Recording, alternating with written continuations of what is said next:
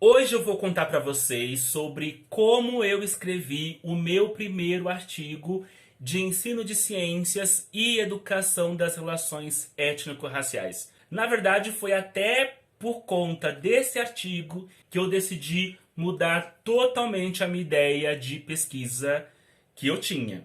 Para quem chegou aqui de paraquedas, eu sou Caio Fayad, seja muito bem-vindo a este canal. Eu sou formado em Química e Letras e pesquisador na etapa do doutorado em Educação das Relações Étnico-Raciais. Aqui para este canal eu trago um pouco da minha pesquisa e recentemente eu criei este quadro que se chama Isso o Artigo Não Mostra, onde eu vou contar não só sobre o artigo, mas também as etapas anteriores que me fizeram a escrever aquele artigo. Antes que eu me esqueça, e na verdade eu me esqueço em vários vídeos, eu estou aqui com uma campanha de financiamento que é no apoia.c/Caio Fayad. Na descrição eu deixo o link, eu também deixo o meu Pix. Então se você quer que esse canal cresça, que mais temas sobre a questão de ensino de ciências, de química especificamente, e também de educação das relações étnico-raciais esteja dominando espaço na internet, por favor, colabore com este canal. Não tem importância o quanto que você vai doar. R$ 1 já faz todo sentido, porque já vai ali na parcela do softbox que eu já comprei.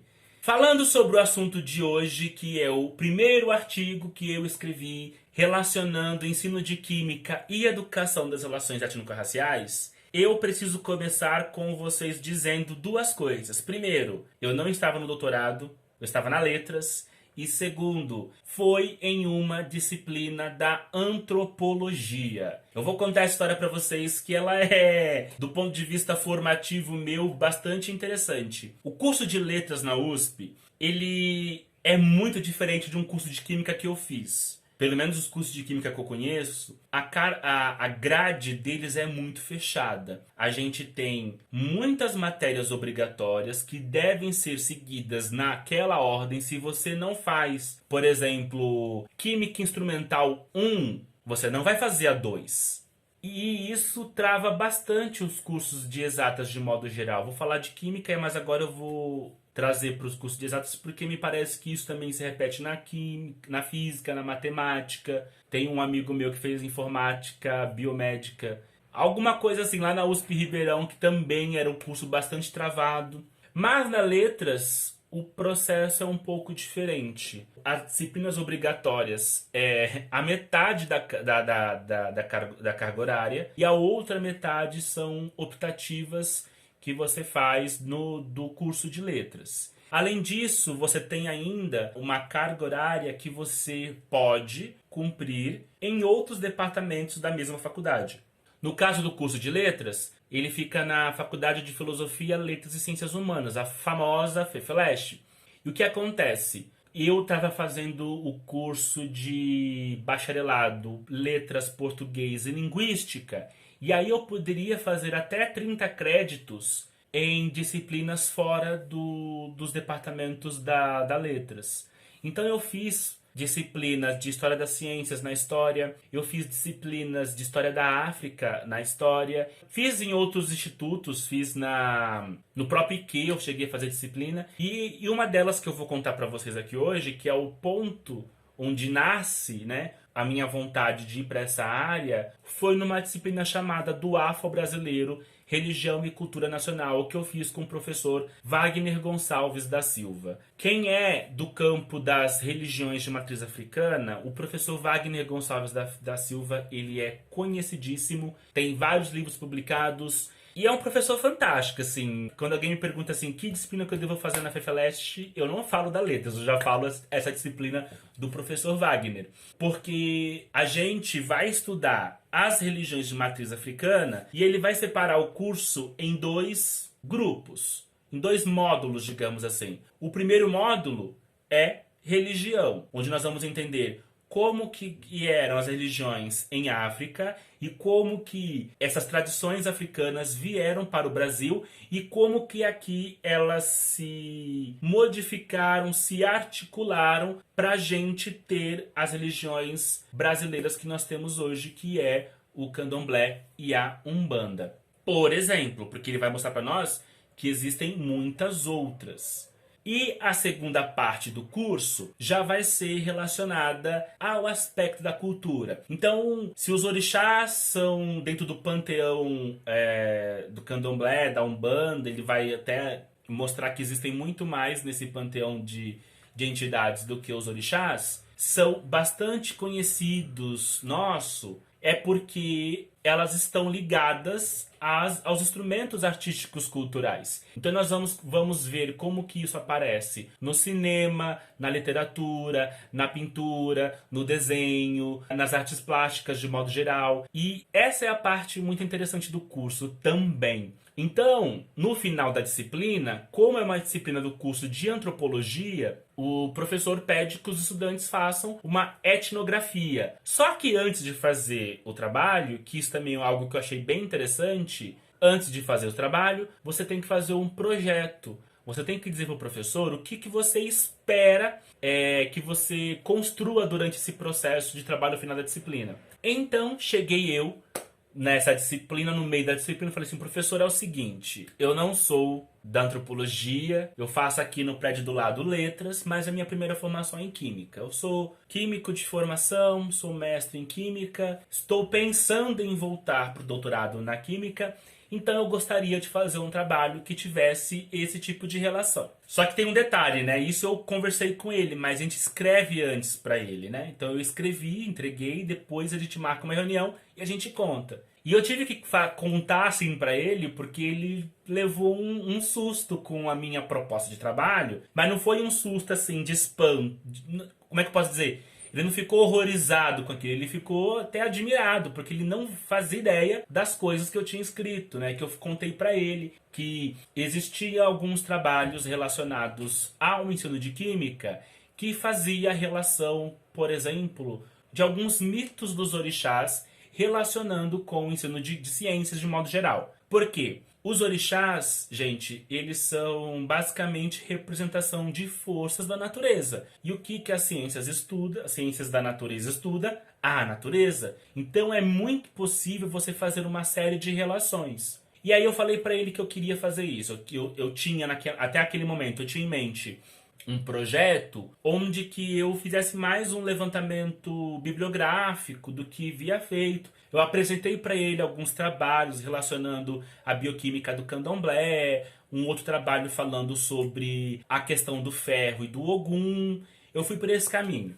E aí eu contei essa história pra ele, da minha formação, como é que eu parei lá e tal. E eu fiz tudo isso porque eu queria pedir autorização para não fazer uma etnografia, para fazer um trabalho diferente. Porque eu não era da antropologia, então não fazia muito sentido para mim fazer etnografia. Por quê? Quando o professor deu o exemplo de etnografia, ele pediu que as pessoas fossem fazer o trabalho de campo mesmo que o antropólogo faz, que é ir num terreiro, ou, por exemplo, lembro que teve gente que fez, eles foram para esses blocos de São Paulo, por exemplo, o Bairro de Mim, se eu não me engano é esse o nome, onde as pessoas foram lá, foram ver o treino, né? Gente, tudo isso foi em 2016, uma época que podia aglomerar, tá? Então as pessoas foram lá assistir os ensaios e fazer a sua etnografia. Inclusive, eu tenho até uma história engraçada que eu vou contar aqui pra vocês. Em um certo carnaval não, desculpa. Em uma parada LGBT, eu fui pra caminhada lésbica. E eu fui com um amigo e esse amigo tinha umas amigas que eram namoradas e tal, e uma delas estava fazendo justamente o estudo etnográfico. Ela estava lá dentro participando da caminhada lésbica, enquanto fazia anotações do comportamento das pessoas que lá estavam, porque ela estava fazendo essa pesquisa etnográfica. Esse foi o parênteses. Então, para mim, fazer etnografia era isso. E o professor, ele acabou, não, mas o que você está fazendo também é etnografia. Eu até hoje eu não sei por que seria, mas como ele deixou fazer, eu fiz. Então, eu falei assim, então eu vou cair de cabeça, eu vou procurar os materiais de ensino de ciências e eu vou relacionar a questão da religião afro-brasileira nesses materiais. Só que quando eu comecei a trabalhar com esses materiais, eu comecei a ter certas inquietações. Já contei pra vocês que eu já trabalhei no fundamental, no médio, no EJA, na distância, no presencial. E quando você é professor do estado, uma das coisas que você mais fica ficava, né, trabalhei em 2003, em 2012, 2013, grilado ali, é a relação que você tem com o livro didático e aqueles cadernos do Estado. Que eu vou deixar aqui para vocês uma imagem para quem é aluno já viu esses cadernos ou quem é professor. Quem é professor realmente não esquece. Que aqui em São Paulo foi muito forte esses materiais, né? Primeiro porque algumas escolas eram obrigadas a dar esse material, em outro momento os professores preferiam não dar porque o modo como o currículo de São Paulo foi articulado não estava de acordo com o modo como o currículo, digamos assim, federal. Não existe na prática isso, tá, gente? Mas é como que os livros já tinham uma ordem de trazer os conteúdos, o currículo do Estado vinha com uma outra ordem, e aí não batia muitas coisas. Aí o professor ficava irritado, o aluno ficava irritado. Ou seja, por melhor que tenha sido a proposta, por melhor que tenha sido a criação desses cadernos do Estado, trouxe para quem é professor que tem sala de aula problemas enormes. E eu já havia trabalhado com esse material em uma espécie de curso de pós-graduação, um curso de aperfeiçoamento. Então, do ponto de vista da proposta, da ideia, eu conhecia muito bem esse material. E eu achava esse material realmente interessante do ponto de vista pedagógico. Isso foi antes de eu trabalhar, foi 2010, 2011. Quando eu comecei a trabalhar com ele de fato, foi quando eu vi os tensionamentos que acontecem na sala de aula, na escola, eu comecei um pouco a mudar a minha visão sobre esses materiais. E aí em 2016, quando me veio essa disciplina, eu comecei a pensar sobre um conceito, que é o conceito da multiculturalidade. E uma das coisas que esse material ele tinha como proposta, ele tinha algumas ideias que estavam ali, como é que eu posso dizer? Não vou dizer em moda, mas que estava ali começando a crescer. E os professores estavam começando a ficar convencidos que esse caminho de ensinar era muito mais interessante. Então, como eu tinha essa inquietação com o fundamental que eu sempre tive, no primeiro vídeo do Pantera Negra, vocês observam que é do fundamental e foi posterior a esse trabalho. Aí eu comecei a pensar, eu vou fazer diferente. Eu vou pegar o material inteiro de ciências, vou analisar dos 4 anos do segundo ciclo e eu vou analisar o multiculturalismo nesses materiais. E aí foi o que eu fiz. Então eu peguei o currículo, analisei o currículo do Estado, vi lá onde tinha a questão multicultural. Então tinha assim, por exemplo, o sol e estrela em diferentes culturas. Aí eu ia no material, olhava o currículo, depois eu ia no material, olhava como que os autores do material propuseram o cumprimento daquela etapa do currículo. E aí eu anotava. Aqui foi utilizado a cultura dos maias, aqui foi utilizado uma cultura chinesa específica, aqui foi o calendário da Revolução Francesa, enfim. Eu analisei toda a parte do currículo que tinha aspecto multicultural e eu verifiquei. Quando eu verifiquei, o que eu constatei? Eu constatei que o material de fato era multicultural, porque ele tinha ali traços de multiculturalidade. Porém, a cultura negra, a cultura da África subsaariana, ela não aparecia. Então existia um vazio em termos de cultura negra nesse material. E a minha proposta foi justamente para cada um dos aspectos culturais, além de eu identificar a ausência da cultura negra, eu colocava uma proposta de como que a cultura que nós temos, que está relacionada com os orixás, poderia se encaixar. Então, por exemplo, no caso da lua, tinha um aspecto lá da lua. E aí, não sei se vocês sabem, eu não sabia, a Iemanjá, a rainha dos mares, pela mitologia dos Yorubás, Iemanjá é a criadora da lua. E aí é muito interessante você pensar cientificamente na Iemanjá como a criadora da lua, sendo que Iemanjá também é a rainha dos mares, e a gente sabe que existe uma relação entre lua e maré.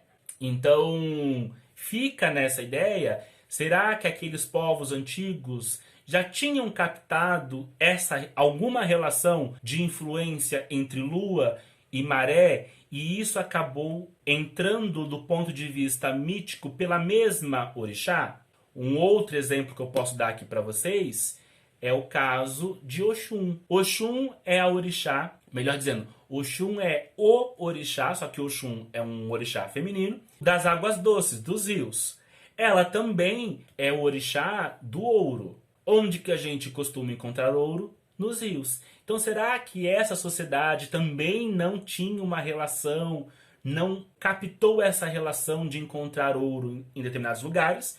Tanto que o orixá que abençoa, que representa essas duas entidades materiais da natureza, que são os rios e o ouro, é a mesma orixá. Será que não tinha esse conhecimento, essa percepção muito bem estruturada? Enfim, o que eu fiz ali nesse trabalho, que vocês vão poder ter acesso do material que se chama A Análise do Multiculturalismo no Currículo de Ciências, uma proposta de inserção da cosmogonia iorubá nos conteúdos de biologia e astronomia. Então eu fiz esse trabalho para essa disciplina e eu fiz em duas partes.